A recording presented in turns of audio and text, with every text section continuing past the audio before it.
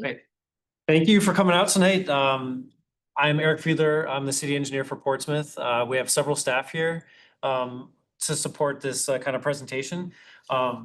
Basically, what we're going to present on tonight is sort of the city's we contracted with Wright Pierce to help with the asset management planning. This project was funded through a grant from New Hampshire DES. So this was the state is really encouraging municipalities to kind of really look at their existing asset management practices. That would be our how do we plan and prioritize work, and really trying to go around and trying to standardize and kind of help cities implement best practices for kind of maintaining their assets. So I think we'll have Wright Pierce and Lauren here is gonna kind of walk through the presentation, but big picture wise, the city has, if you ever go to the council meetings, we have millions and millions of dollars of capital work. We have $100 million wastewater plant. We have, another $35-40 million wastewater plant. We have 92 miles of water pipes. We have a lot, or sewer pipes, 192 miles of water pipes. So there's a lot of assets and a lot of infrastructure. And I think working through this process of kind of sharpening our pencils and how we plan and prioritize and fund these type of activities is it's important because things have gotten dramatically more expensive in the past several years. After COVID, the cost escalations has gone up. So it's even more important for us to kind of use our best, best practices so that we can get the most value for our dollars while we maintain and provide services to the community. So with this, why don't you introduce yourself? Yeah. I'm Lauren King. I'm with Wright Pierce, who, as Eric said, was the consulting engineer on this project. We also have Andy Morrill over here. I'm Andy Morrill, the project manager with Wright Pierce on this asset management project. And maybe we should introduce ourselves. Yeah, good idea. Tim Siegel, asset manager. Jamie McCarty, Stormwater and GIS Operations Manager. Al Pratt, Water Resource Director. I'm Sarah Bridgard with New Hampshire DES, Sustainability Engineer for the Wastewater Engineering Bureau. Yeah. So, as Eric said, thanks everyone for being here. Many of us have been involved with this project throughout, so it's great to see the culmination of what the program has gone through. Look at the next slide.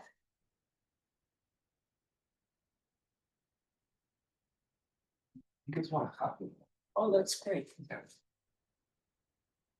Yeah. So generally, we will talk through first at the basic level, what are assets? How do those come together as an asset management plan? Get into some more specifics for the City of Portsmouth's asset management program and the importance of maintaining and creating that asset management program. And then finish up with some next steps. So assets can be a resource with economic value and expectation that it will provide a future benefit. This program specifically looked at the City of Portsmouth wastewater horizontal, wastewater vertical, and stormwater horizontal assets. And that can be pipes, manholes, pump station equipment, treatment facility equipment, stormwater pipes, stormwater catch basins, and many more things. But those are what we focused on as the higher value that we track and maintain. And those all come together to form an asset management program. It's a systematic process of operating, maintaining, upgrading, and disposing of assets cost effectively while maintaining a level of service that is acceptable to the customers. And as you can see here, it's a continuous process. So as I go through the presentation, we'll kind of talk about starting with a level of service goal, and then evaluating the existing infrastructure, doing risk analysis on that existing infrastructure, and then prioritizing based on the risk findings. And that all comes together to help the city create a capital improvement plan, as Eric mentioned, in the works of just kicking off last night. So it's a continuous process that happens again daily, weekly, monthly, annually, more formally, and after every year. So to help kind of put some numbers to what these assets actually mean dollars wise, we broke it down to look at, you have some of the smaller level assets that we considered and actually individually evaluated, being linear feet of pipe, manholes, catch basins, hydrants, and those replacement costs might be at hundreds of dollars per linear foot of pipe to something like a couple $1,000s for a manhole or hydrant. And then if you look at a pump station, which is comprised of piping, valving, pumps, HVAC equipment, many things, a pump station could be in the hundreds of thousands to $1 million of an upgrade. And then when you go even further beyond that, a treatment facility is in likely the millions to close to hundreds of $1 million for an upgrade. Yeah, like Pierce Island, that was $100 million project that was completed a couple years ago. And we have another wastewater plant over at Pease. That one's, we're gonna be bidding it out in December. That's gonna be a $25 million upgrade, and that doesn't even fix everything. So it's very expensive for these facilities. And what Lauren kind of mentioned, like hundreds of dollars per foot for pipe. So Al's water mains, for instance, we're seeing it's upwards of $3 million a mile to replace water pipe now. It's very, very expensive. So like trying to prioritize like and extend the lifespan of the assets it's very, very important. It's in everyone's interest, or the rates have to go up dramatically. Absolutely. And yeah, just as Eric was saying, so the asset management program really is to emphasize planning those upgrades so that we have that money, city has that money to spend, have funds available, and can plan that out. And also spend money to prevent and maintain equipment so that it lasts its longest life possible. Obviously, emergencies might still happen, but when that does happen, that can double or triple the cost of something. And as anyone might know, if you have a car, a home, if something breaks in the middle of the night and now you have a flooded kitchen, basement, whatever it is, getting someone there quickly, and you might not have as many options on quality of work and all of those things. So you want to be able to plan, one, to help the cost and to help your value of what you're paying for. One of the things I've noticed with this process, when you're talking about a 400-year-old city with hundreds of years old infrastructure, having the asset management plan identifies those oldest components, so you know what's gonna come up. So you're Yeah. not as surprised when something actually fails, but you've planned for it. I've found, as communications person for the city, I find this an amazing process. Yeah. Very, very informative. Absolutely. So getting into now more with an understanding of what the importance and generally an asset management program is, we'll get into kind of the initial steps that were gone through by Wright Pierce with city and New Hampshire DES's cooperation to build off of the asset management program that they already had, review it, evaluate, update, and improve it as much as we could. So it started with a level of service goal that was created with a workshop to basically create objectives that provide the utility customers the level of service that the city has a goal to do. So those were more specific, broken out into categories of asset preservation, condition, conservation, compliance and enforcement, health, safety and security, service quality and cost, customer service, and then employee development. And each of those, yeah, they have more specific goals, champions of those goals that are monitoring and checking in on those, and quantifiable pieces within that goal too. Yeah, and that was something that, Wright Pierce and DES were kind of helped us emphasize, is really having like actionable goals, something that's like measurable.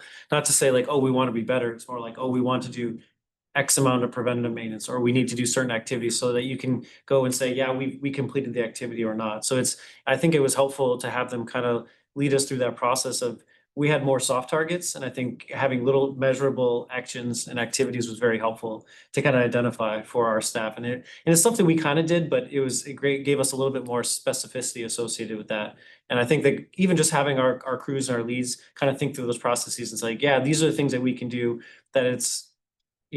we can document and then we can track. And that's the biggest thing, is we can track those trends over time, versus it's like, yeah, it's working okay. We have a little bit more detail in our systems now. Yeah, definitely. And then having those goals on how to maintain means that we also need to start off and see what is the existing infrastructure. The city of Portsmouth has a lot between horizontal and vertical wastewater and stormwater assets. So 500,000 plus linear feet of gravity pipe, 50,000 plus linear feet of force main pipe, which is pressurized sewer pipe, over 2,000 manholes, 200 pieces of pump station equipment, over 300 pieces of treatment facility equipment. And especially when you look at, even though a piece of pipe might be a couple $100 per linear foot, when you're multiplying it by that scale, that gets into that millions, hundreds of millions of dollars range quickly, when you look at the system as a whole. And yeah, same thing on the stormwater side, 420,000 plus linear feet of stormwater drainage pipe, over 3,000 catch basins, over 1,000 drainage manholes, over 70 stormwater treatment units, and over 200 outfalls. So the city has a few different options, and this is also kind of in the same vein of the asset management program in general being an ongoing process. Software is always updating, so the city's also always currently looking at what they use right now, what other communities around might be using, what might be the best software to manage these assets and all of this data and information.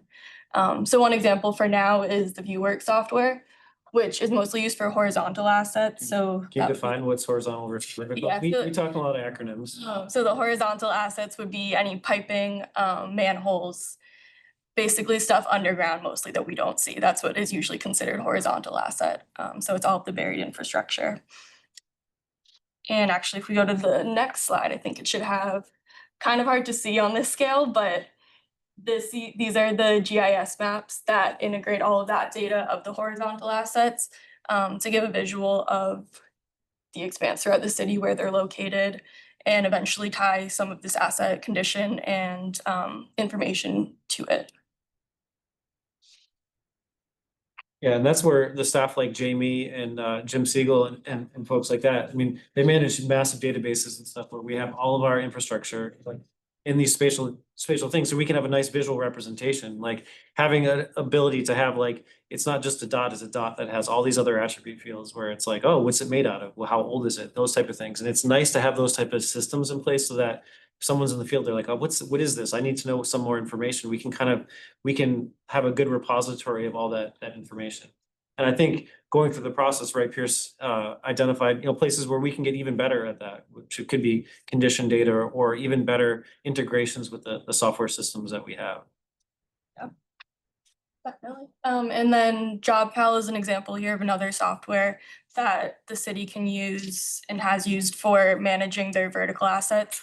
So that's the equipment that falls within the pump stations and treatment facilities.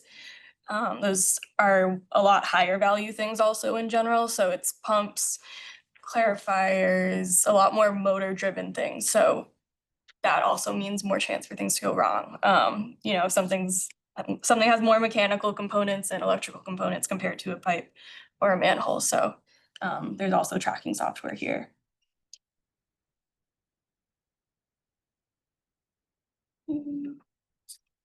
And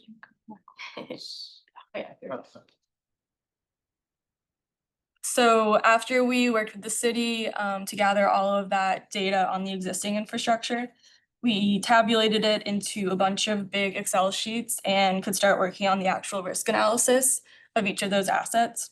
So that includes looking at the likelihood of failure, abbreviated LOF throughout this. So you might see that. That's on a scale of 1 to 5. And then that likelihood was based on age, material, and any failure history, which could be kind of anecdotal or actually documented as well. And then the consequence of failure, COF, also on a scale of 1 to 5. And that's basically if something does go wrong, what's the impact going to be? And we considered a few different factors within that that we'll talk about in more detail, which are social factors, economic factors, and environmental factors. And then those come together to create the BRE, the Business Risk Exposure Score.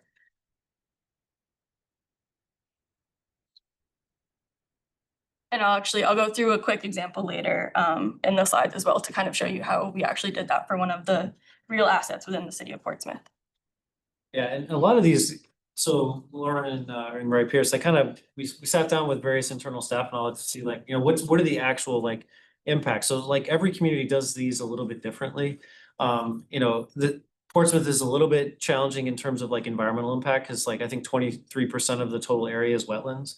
So there's a lot of things that are close to like you know, and if everything is near a wetland, then essentially that's not a good criteria for prioritizing things. So I think working with DS, we kind of workshop through the process, and it was very helpful to kind of go through like, well, what are the impacts, actual impacts? Is it, you know, public safety? Is it, you know, environmental impacts? And how do we value those? And I think this is a start too, and I think what the folks at Wright Pierce say is really like this will evolve as we use the tools and we improve on them type thing. So if you look at some of these numbers, some of these were workshop numbers, but they're definitely our priorities changed as a city, and like, you know, sometime they may evolve over time and likely will. Yeah, so if we move along here, this is kind of where I break down a little bit more of the criteria that we looked at within those social, economic, environmental factors. And yeah, as Eric was saying, there's some different weights across here. Generally, once you were in the social, economic, or environmental category, those criteria were split evenly. But depending, you can see like social and economic are 25% overall, and environmental were 50% overall. So that was kind of working through industry standards of things that are important to consider, things that we can actually measure versus being more of a qualitative.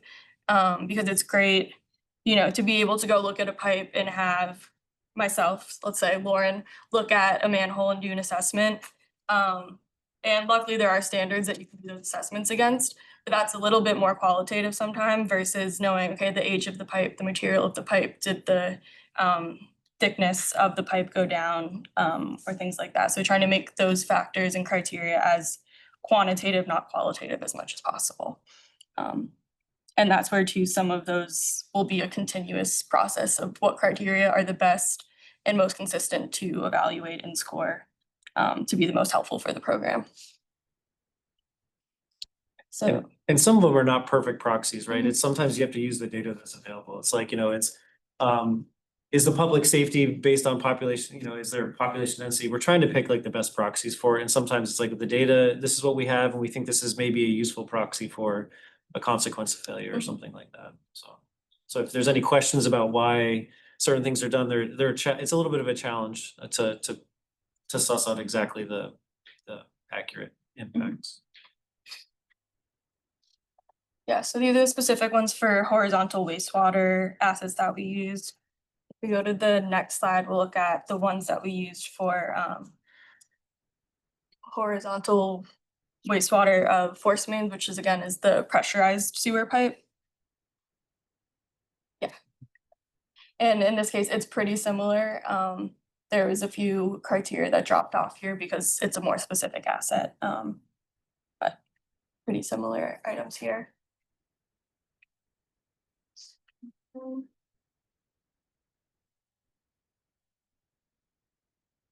We go ahead to the next one. So then when we're looking at vertical equipment, as I said, there's kind of more factors involved here because it's mechanical equipment. There's now motors, electrical, HVAC. So there's more criteria here, and therefore things are kind of individually given a little bit less criteria weight. And again, yeah, these are also pieces that the city will continue to evaluate, see where there might be gaps in information, where criteria could be redefined or better defined to be the most useful. And this is just another example. So this was for moving to stormwater horizontals, which includes stormwater, gravity drainage pipes, catch basins, and manholes. If you were to look back, this is pretty similar to stormwater horizontal as well. But there's different, you see like proximity to septic systems, like things where, yeah, there's so we tried to be consistent the best we could, but there's definitely different drivers for risks or, you know, consequences for each of those. And some of those we had to get a little bit of a help from Wright Pierce to kind of put a like, yeah, this is about in the ballpark, but everyone has their own opinion exactly how it should be weighted or a priority.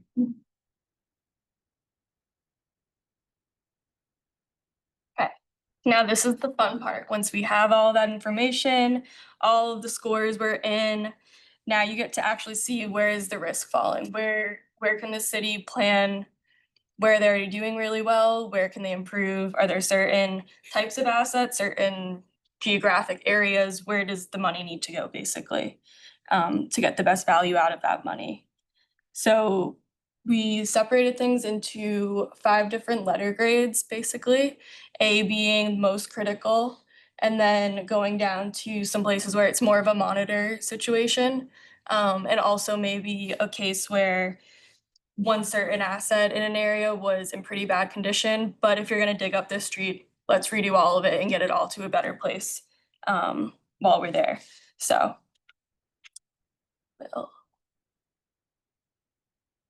And then this is an example here, so I'll try to keep it brief. It's a little, can get a little intricate.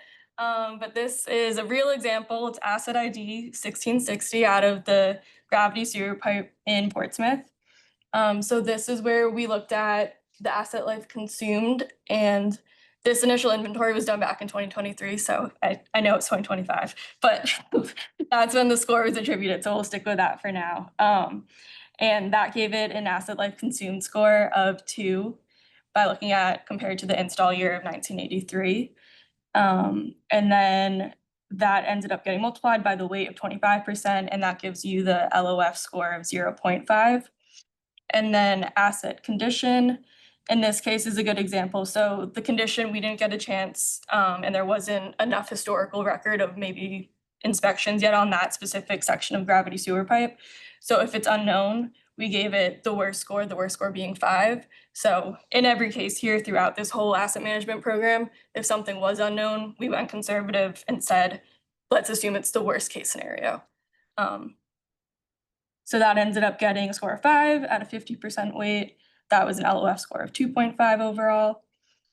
And then moving on to pipe material, that was a 25% weight. And we knew in this case that it was PVC, which is considered a pretty durable and good material to be using. So that got a high score of 1, giving it only 0.25 for the LOF score. So then to come up with the LOF score overall, we summed those together and then rounded to the nearest whole number. So this one ended up specifically at a score of 3.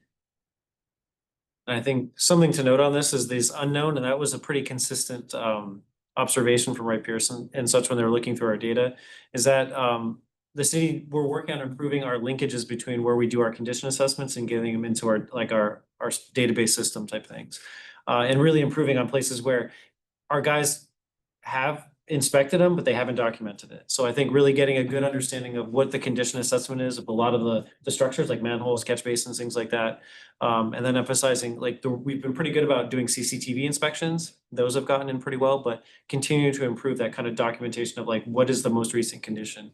And then it allows us to then trend to see, because sometimes the condition might be hey, it's borderline, but if it's not getting worse, then we just monitor it. And and that type of thing. So we can look at being more cost effective and extend the lifespan of the asset versus just saying, hey, it doesn't look great, let's just go dig it up right now type of thing. So it was a pretty consistent observation that we have to continue to close some of those gaps in our data.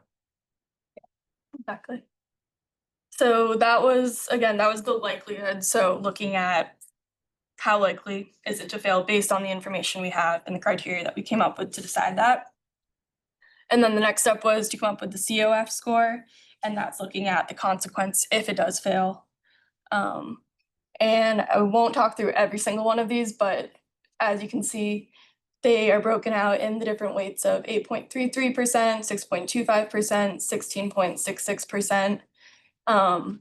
We have a lot of data on here that was the asset info. So as I was kind of saying before, we tried to make all of these as quantitative to look at, how far away is it from a school district? How far away is it from a highly populated area? Things like that. And maybe those parameters might shift a little bit throughout the years and as it's reviewed more, but trying to make those be a number that we pick a baseline that we're comparing to make that score judgment instead of just I think that would be pretty bad if it fails. So these are all based on that. They came up with scores according to those criteria and then multiplied against the weight and came up with all of those COF scores, summed those together to get around 2.47 and rounded it to 2 for a whole number to move forward with.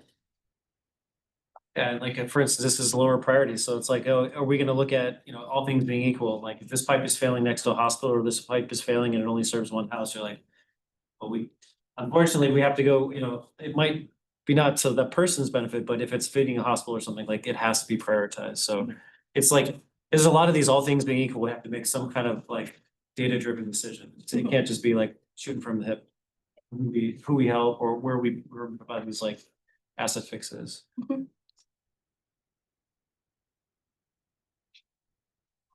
So then those come together with the LOF score of 3, which is the likelihood, consequence score of 2. So both of those, as you like, kind of medium in the range of 1 to 5, ended up at a C score, which is considered priority monitoring. So that means it's in pretty good shape, but we're going to keep our eye on it, especially with the unknown information. If someone can go check on that or find more information to fill in that data in the near future and provide a more realistic score, whether it goes up or down, now we have the data filled in there too to feel more confident about the score.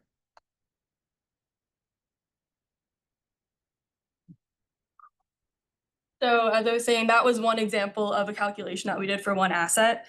We did that for the thousands of assets that the city of Portsmouth has, and then came together and can see these kind of summarized results here to get a better big picture look at all of their assets together.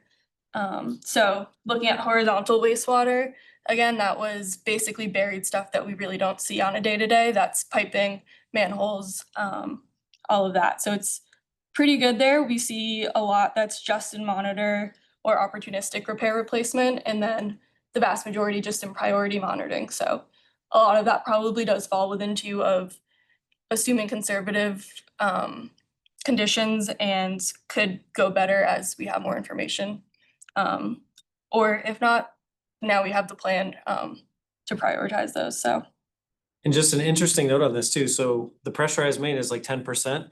And that actually maps up with what we're looking at. So Wright Pierce is helping us out on some, so our Deer Street Force Main, it's our second biggest pump station. It's got 2 parallel mains and they're pretty old. So we've identified that we need to improve our isolation, so the valves have been seized up for a while and we haven't been able to do that. So there's a big risk on that one. So it matches up with kind of like the analysis that shook out. So yeah, pressure mains are a priority and we've identified the specific one and we're already working on looking at replacing the valves and then doing some additional resiliency improvements on those. So Wright Pierce is helping us out on that. It's one of those things we kind of knew that it was something we need to work on, but it's very helpful when the data supports that. And it's not just like so we're doing asset management, we're prioritizing, but now we have the actual like numerical data to support those projects. Yeah. So this is a bigger one here too. So this split up the vertical wastewater assets. So if you look to the furthest left there, that's the 2 treatment facilities. And actually that's really great, right? So we're in the blue there, vast majority of it, which checks out with knowing that a lot of money went into those recently to upgrade the facilities pretty comprehensively. And then as you go across, the rest of those are all pump stations. And you can see there, there's a lot in the C category, so kind of medium priority monitoring. Depending on maybe how recently they were upgraded, as we talked about before, a pump station upgrade could still be in the hundreds of thousands to a few $1 million range. So those are still pretty big projects when they go through a comprehensive upgrade. You can kind of see some where the blue is sneaking in on those more, and then the pump station master plan that the city has to work through prioritizing the next ones as years go along. And I think to some of those even, so as I said before with that calculation, this initial inventory that we had to kind of do at one point and move forward with to get through this project was done roughly in 2022, 2023. So Eric can kind of speak to more, some of these that look a little bit more orange or red actually have had improvements done since then. Yeah, so like, Mechanic Street, that was when we had those pump failures a couple years back. We have a project in place. We're doing the surveying out there right now. We're working with a design firm. So that's a big priority. It's one of the highest ones. You have some critical risks there. Leslie Pump Station, some of our staff this winter, we're doing some rework on the electrical systems and stuff and the pumping. Wright Pierce is helping us out on the whatchamacallit, Heritage Pump Station, which has some issues there. A lot of them are life safety related from confined space. We redid the Woodlands Pump Station. I don't know if you saw, if you drive through the Woodlands, you'll see we redid the siding, the roofing. We redid some of the generator systems and electrical systems in there. what else? So it's interesting that the ones that have shown as like, we need some priority replacements and stuff, like we're looking at addressing those and but the data supports it, which is.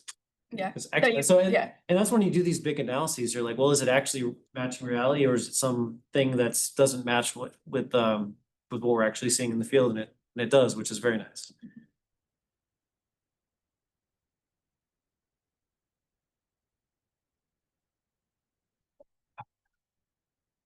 And then moving forward, looking at stormwater, so here there's a little bit more of the fee range creeping in, looking at more of like a quarter to 30% there. I think it's a little bit harder there. You know, sewer is a service that everyone's using every single day. And a lot of times might be when we look back at that consequence of failure, might be a higher consequence of failure and can get prioritized more. And now stormwater infrastructure also needs its turn to be upgraded.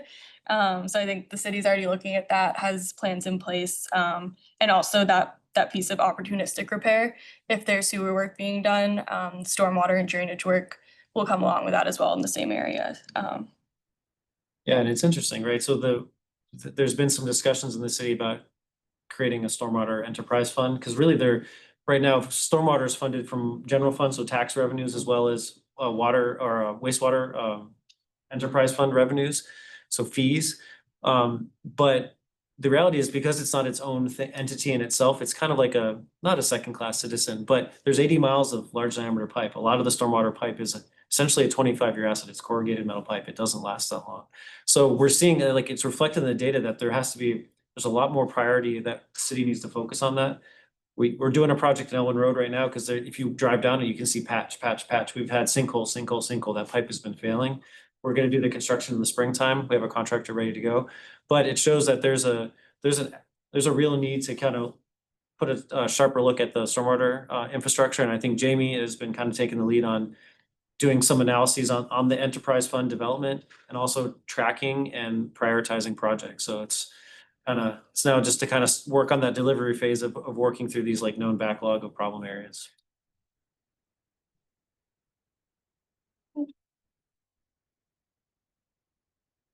Yes, moving on to next steps here, as we kind of highlighted on a few different slides.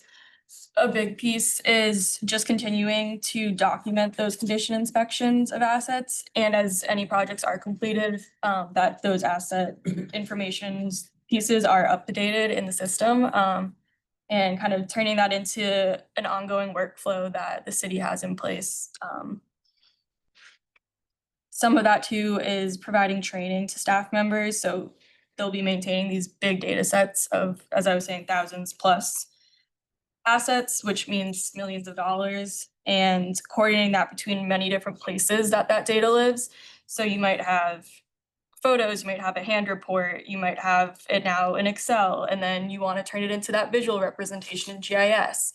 Or you're doing CCTV, and that's a different form of a report that you're now trying to incorporate into your Excel sheet. And then those other management softwares too that the city has licenses with and can continue to operate, but maybe they realize there's a much better one out there and they want to make that change. That's another whole thing of transitioning that data handshake basically between all these pieces and managed by different people. So training and keeping up to date on the best use of those is a continuing process.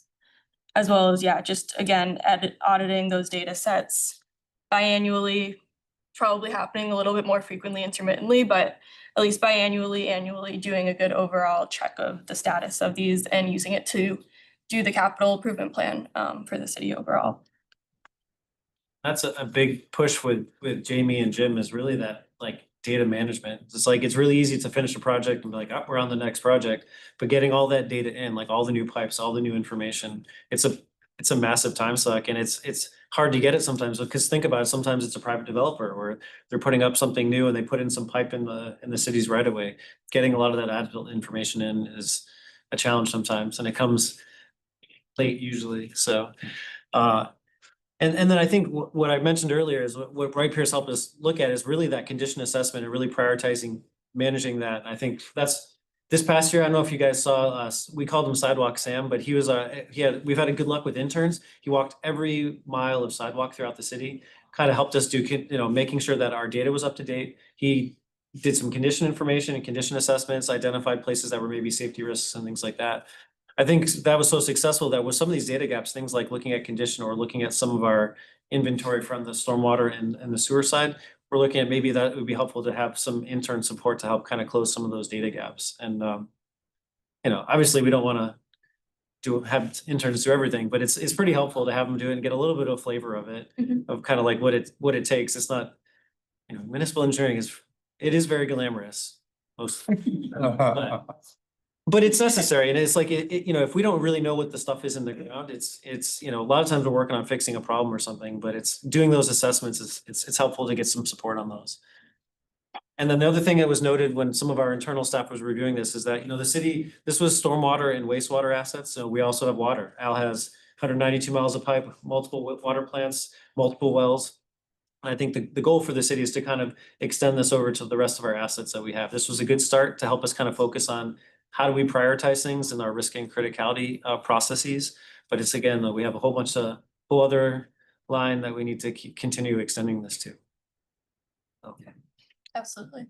Yeah, and just kind of emphasizing to close out here, it's a continuous project. The project is closed, but it's a continuous process. Going through reevaluating those level of service goals, seeing if those goals and targets are being met, updating existing infrastructure condition as it comes in. We're redefining that risk analysis, reprioritizing, and then using that again to come up with a capital improvement plan. Just again and again, making sure that the most value and benefit is coming out of the dollars that go into the city for their stormwater, wastewater, and other assets as the program continues to work for those as well. That's it, yeah. So thanks for coming in. Thanks to everyone that helped out Questions? throughout the project. Any specific questions? I was wondering how you monitor this stuff and whether you've given your inspectors iPads so they don't have to come back to the office. Right, so, most staff they either work off a city, like a cell phone or a tablet type device. It depends on sort of the use. So Jamie and some of his staff, they built a bunch of tools too. So if you're doing an assessment or inspection, you have like pre-filled forms and things like that. Yeah. And then we do have like camera trucks and other things where we run basically cameras on robots through the pipes, and we can Oh, I see. look through the pipes and stuff, and they can do a classification and assessment type thing. And what else? Yeah. Trying to give our guys all the tools they need to be successful. Yep, and it's been challenged in the past, but really in the last couple of years, the technology has come around to make it much easier for them to use it, so, yeah. Hit icons. Yep, easy drop-down menus and, Mhm. if we could just get cell service to be better in the city. That's the only complaint I get these days, is that, Yeah, it's a lot quicker than doing handwritten forms, trying to upload them and do something like that. It's always a challenge, with like number of staff that we have, recruiting staff. And so it's like allowing our staff to be as efficient as possible while they're out in the field is half the battle, really. Yeah. And it's not the cleanest environment too. You don't want to be writing stuff on a piece of paper and it's starting to rain or something like that. So sometimes drop down menus and middle clicking of the things. night, in the it's middle of the night. dark, yeah. Yeah. Yeah, a lot of times they're not out in the best, conditions. Okay. But I think so Brad, our camera guys have been, they're averaging between 10 and 20% of the system every year of all the pipes in the ground. Wow. Not the stormwater stuff, that's harder because it's corrugated a lot of times, so getting the robot through there is harder. We're trying to work on ways of doing that, because ultimately that's gonna become a bigger and bigger deal. Because they're big pipes and especially if they're under the road, it's a problem. How do you share responsibility with the surrounding towns that we're providing services for? Well, that's a good one. So a lot of the outside communities is on the water side of things. Oh, I see, okay. Yeah, so Not on the wastewater? Newcastle, we get wastewater, but they pump it through a force main to the wastewater plant, and they're responsible for most of that force main Okay. assets. But the water side of things, Al, like we coordinate with our guys, go out there. If there's a main break, we go out there and respond. And even things that sometimes aren't our responsibility, we still respond, because like if you don't. If you don't, so who's gonna do that, right? So there's a lot of that, but we're in, you know, Newington, we're in Newington's got their Green- own wastewater plant. they got their wastewater plant, but we have water there, so I mean, we have a transmission main that goes all the way to Madbury, so you think about it, we have staff all over the place that's on call at all times. So it's very challenging. Like you see the spread of it, I mean, we're multiple communities, and then even places, even on the wastewater side, you know, just because they're not connected to the sewer system, they still have septic tanks and those get, you know, disposed of at Pease wastewater plant because we have septic receiving there. So, yeah, so it's, Is there any plan to hook up more people who are on septic to the city? right, so the Sagamore Sewer Extension Project, that one was that's about 100 homes type thing, and that was to get people off septic. As DES helped fund some of that stuff, because even with the fully functional septic system, you're still getting nutrient loads to these Sure. sleeping waters and stuff. I think those are those things where, you know, as development happens in other communities, they ask for either a sewer extension. So I think, you know, Foy's Corner, there's a couple stubs there for potential future customers, but again, when those happen, we have to kind of rework some of our intermunicipal agreements and things, but that's kind of like a ad hoc basis as developers or as development kind of occurs, you know, we have those conversations. So, And does your surveillance consider the capacity you have? right, so it's been interesting. It was just asked last night at our our CIP kickoff meeting. And Ally have looked at that data too. So from a water and wastewater perspective, we're actually seeing lower demands at our treatment plant. So your water demand over the past 10 years has come down. It's going down 6%. 6%. At the Pierce Island wastewater plant, between 2012 and today, the average flow to the plant is about 750,000 gallon less. Because we're doing those concentric, we're getting the stormwater out of the sewer stuff. So at the production facility and the wastewater treatment facilities, we have plenty of capacity. So when people talk about capacity limitations, that's gonna be like at the water main that feeds like a new neighborhood or the sewer stuff. So those transmission ones. So in those cases, what we do is we have a water model and we have sewer modeling in place where we make the developers pay for the infrastructure improvement. So if you're gonna put in a new, you know, like I know a Christmas tree shops are redoing it, they had to put in 500. Those apartments. They had to put in a bunch of new water main because there wouldn't be enough water in the piping in that area to feed that. So what we do is we work with those developers and they have to do infrastructure improvements to support their development. I see. So, but it's really like, we have plenty of water, we have plenty of wastewater treatment capacity. It's some of the old piping, it's the connections, and every time every development gets reviewed through planning, it goes through technical reviews internally at DPW, and then if we have to do third-party other analyses and stuff like that, we do those as well. So it's, because we don't want to get ourselves in a crack, because it's not good at all if someone tries to build something and says, oh, I don't have the fire suppression, and the fire department won't give us occupancy. That's what we don't do. So that's why we really work ahead of time to make sure that we have those available capacities, and if not, then the developer's on the hook, so. Cute.